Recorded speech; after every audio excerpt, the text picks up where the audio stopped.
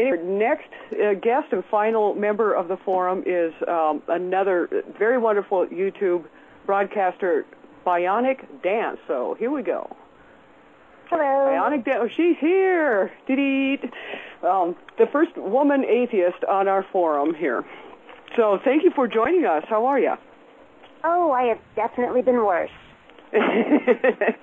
And now you grew up more in a secular environment where leaving the faith was not an issue for you, but yet you are a very prolific activist on YouTube. What led you to get so involved? Well, actually, I have to correct that first part just a little bit. Oh, okay. Because, I was raised by left-wing New England hippies, very, very liberal people, and I was raised to be open-minded and questioning, but I did have some exposure to religion while I was growing up.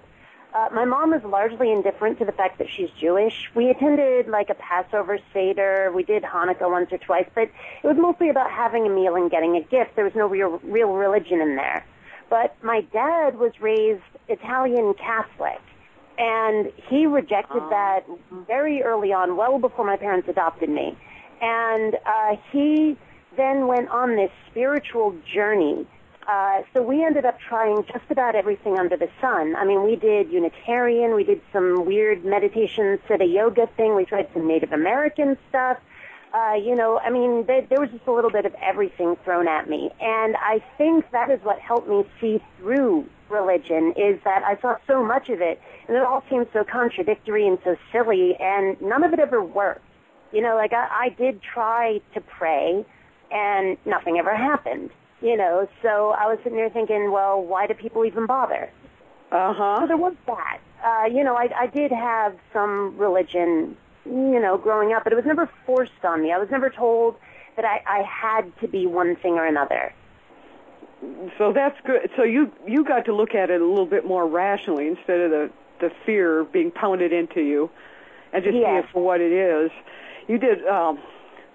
I'm so overwhelmed with watching but the video you put out, was it yesterday? I think you put out a video that I thought was so good, where you were talking about all of these accusations towards atheists that are put out by the religious right.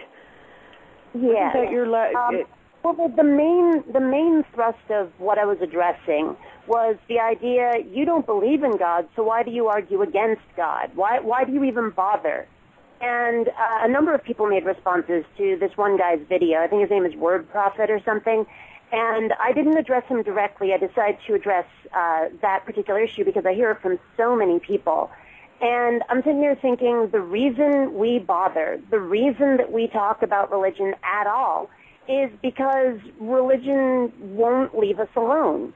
The theists, the faithful, decide that this world is theirs, that they have to pass laws to force us to behave as if we believed in their dogma, whether we do or not. Mm-hmm. And, of course, I'm thinking of things like abortion, like gay marriage, that kind of thing. This has no place in the lives of people who don't adhere to a certain faith. They just, I don't like being told what to do. Nobody likes being told what to do. And having someone tell you what to do based on something that you don't even believe in is just intolerable. And so I had to make a video about why we do it, why we bother, why we address their position at all. And those are my reasons. I mean, I am a lesbian. I would love to get married someday. I'm not allowed to because a bunch of people believe in an invisible sky daddy and don't want to let us go ahead with our lives. And they confuse secular marriage and religious marriage. And I'm not saying I want to be married in a church. I want the state benefit. I want the hospital visitation rights, the child custody rights, the ability to file a joint tax return, all of these little tiny things. And they're acting like I'm going to force them to let me get married in their church, which I would never do anyway because I don't believe in their religion. Why would I want to get married in a church? Mm-hmm. And there would be no forcing to get married in the church, and that's the key point. They keep blurring this line between church and state and say that marriage Yes, within their church, sure, it's a sacred ceremony, according to their beliefs, but not under the eyes of the law the way I see it. It's a license, period, end of story. Yeah. And it conveys property rights. And there's certainly some theists out there in this country that think the United States should be a theocracy, that if we are not Christian, that we should get the heck out.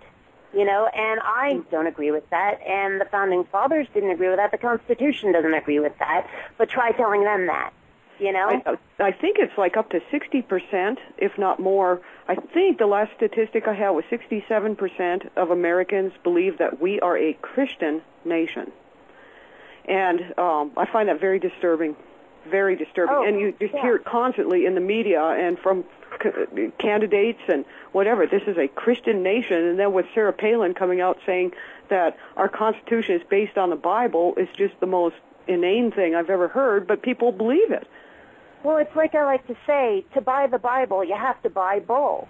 That's, just all there is to it. Woo, I like that. Good quote. Very good quote. Well, can you stay on the line with us? And Absolutely. Excellent. And really, thank you so much for being there. Now, Adam?